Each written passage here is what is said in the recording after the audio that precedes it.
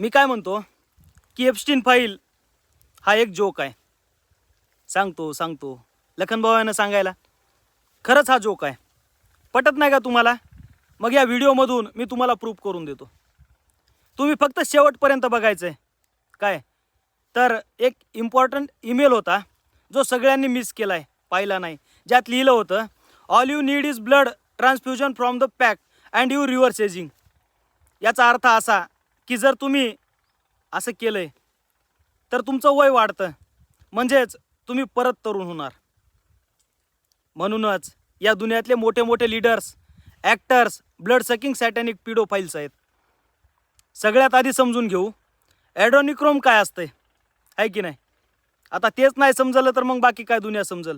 तर हे ते केमिकल आहे जे ब्लडमध्ये रिलीज होते जेव्हा कोणाला, स्पेशली लहान लेकरांना भीती घातल्या जाते, टॉर्चर केल्या जातं, तेव्हा त्या ब्लडमध्ये ते तयार होतं. यालाच फाउंटन ऑफ यूथ पण म्हणतात, कारण यात अँटी एजंट प्रॉपर्टीज असतात.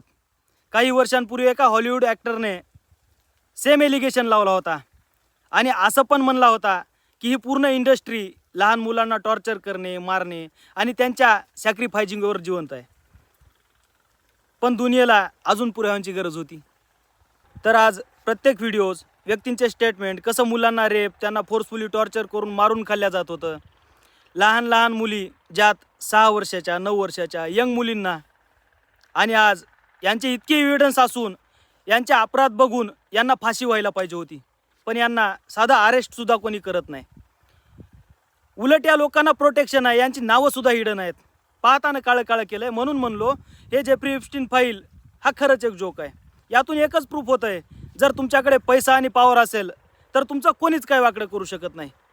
आणि तुमच्याकडे पैसा पॉवर असूनही जर तुम्ही जगासमोर आणत असाल, किंवा हे तुम्हीच केलं आहे की नाही, तुम्हाला लोकांना दाखवायचं आहे की आम्ही किती क्रूर आहोत, भीती घालायची, हे सगळं जग जाहीर आहे.